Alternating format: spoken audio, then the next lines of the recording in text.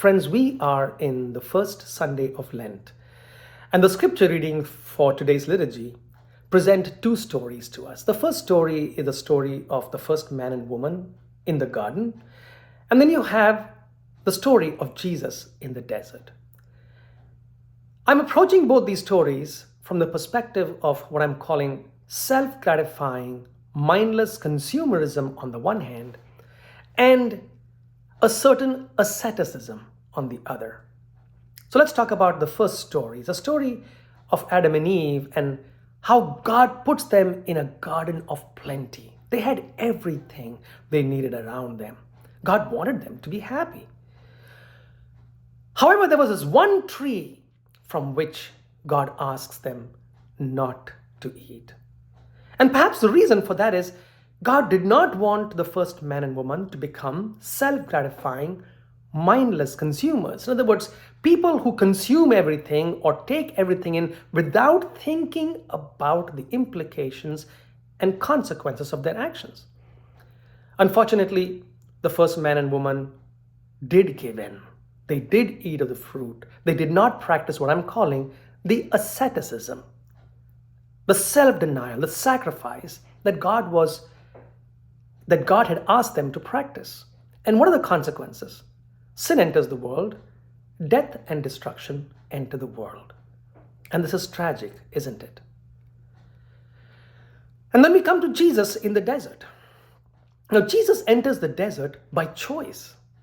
Now, because he's the Son of God, he could have transformed that desert into a garden.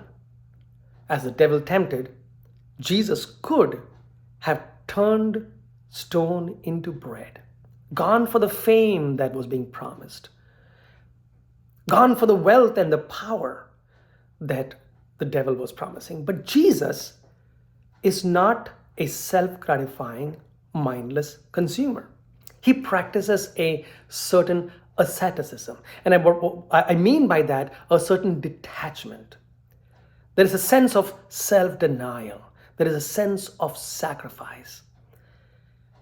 Now look what the implications and the consequences of Jesus' actions were. He is able to keep his eyes fixed on God and God's will. Because he practices asceticism, he is able to not lose sight of God's vision for humanity.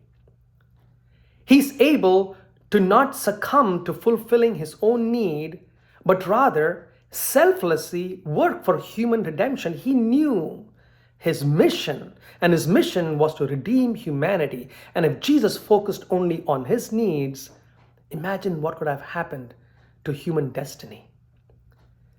And so I'm proposing that we learn from these stories. Folks, to a certain extent, this world is like the garden into which God has put us. It's a garden of plenty. We can fulfill all our needs. But the question is, should we? Or should we practice a certain asceticism? I'm proposing that we enter Lent in a spirit of asceticism. So for example, think about the phone that you carry. It's 5G. We want 6G by 2030. That's going to be 6G. But there are consequences to adopting the technology or artificial intelligence, right? People are telling us that it's dangerous for unemployment. It's dangerous for the kind of information that's going to be processed and how it's going to be processed. Or we go to a grocery store. Should we buy stuff that is out of season? Because it is unsustainable to have, from toilet paper to cars in one store, everything available to us in and out of season. It is unsustainable. Should we consume everything that we can? Or should we say, what is God's vision? What is God's will for us? How am I supposed to not become a self-centered person, but rather focus on the needs of the world and the sustainability of creation?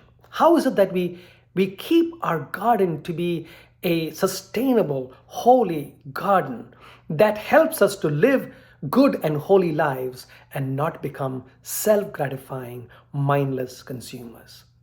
So think about practicing asceticism this Lent. May we have the mind and the heart of Jesus in keeping our eyes on God, God's will, God's vision, on love of neighbor, and taking care of our creation.